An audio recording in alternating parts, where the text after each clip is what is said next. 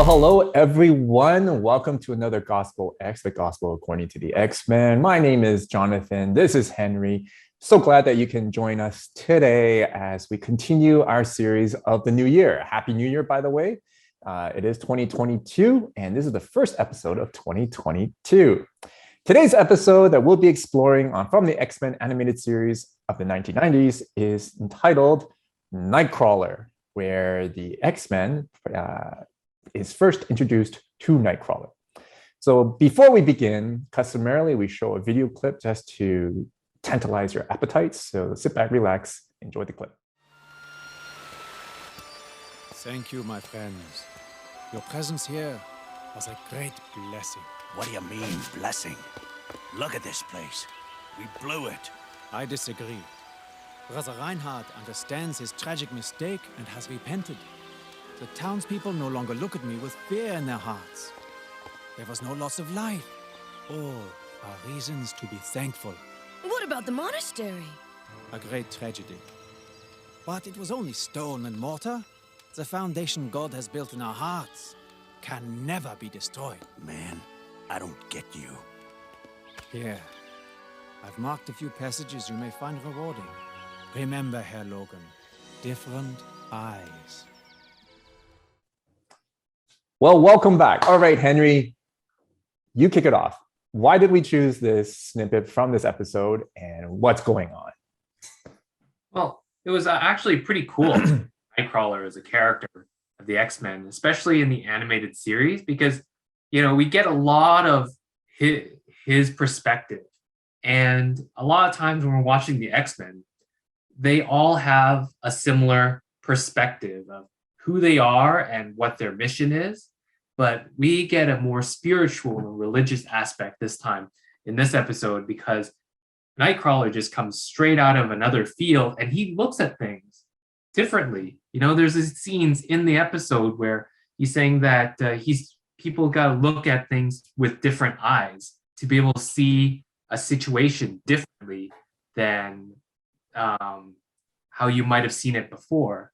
And we chose that scene because we kind of have a comparison between Nightcrawler and Wolverine. They have a lot of interaction with each other about what's going on, the situation that they're in, the dangers that they're facing.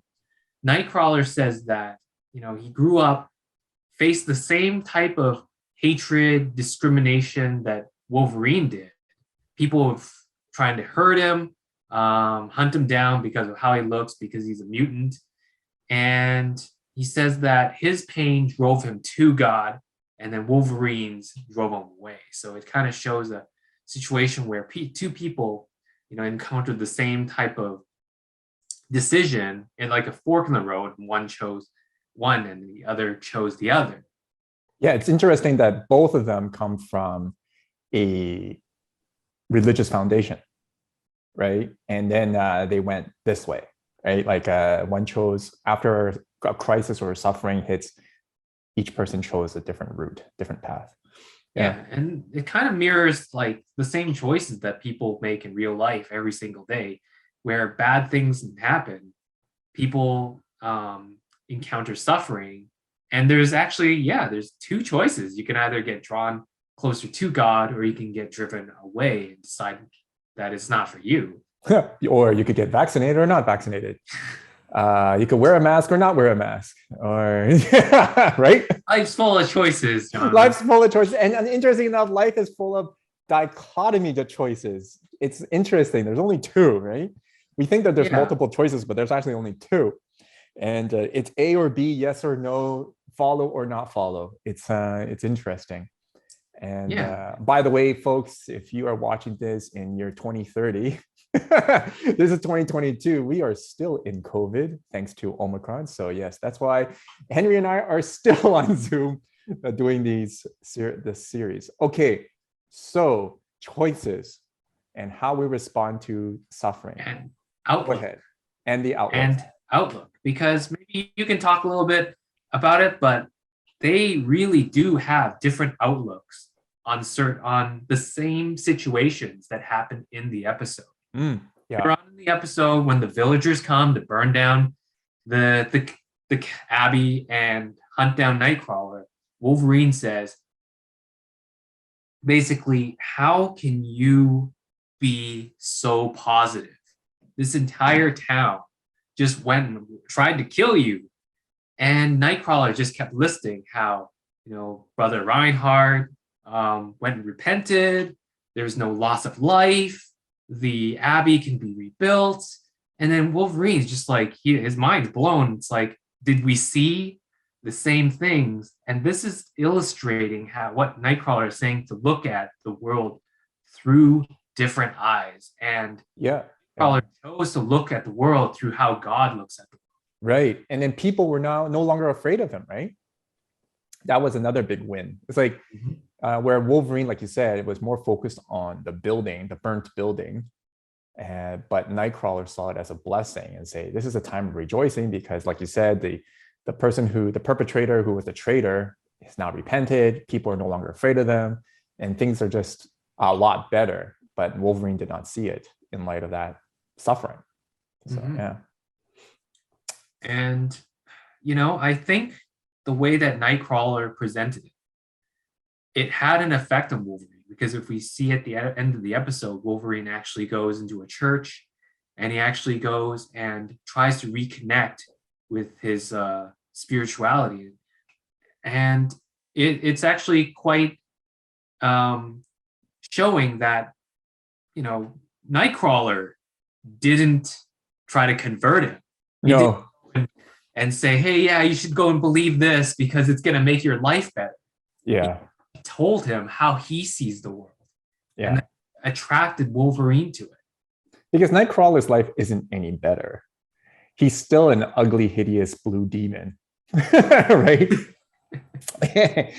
With his 3 suffering fingers. didn't get taken away. No, he still has 3 fingers and 2 toes.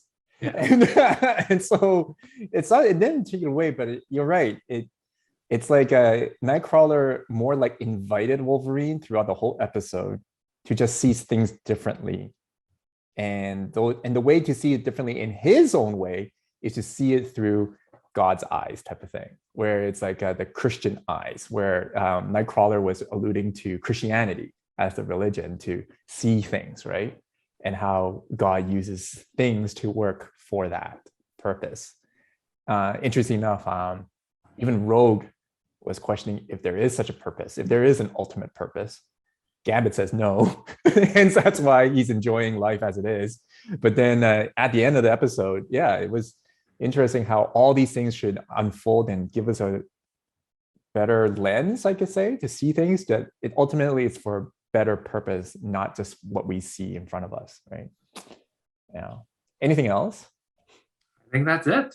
Yeah, that's it. Well, I just want to offer a little my 2 cents. I think with regards to perspective, though things that we see may be like catastrophic, for example, COVID, right?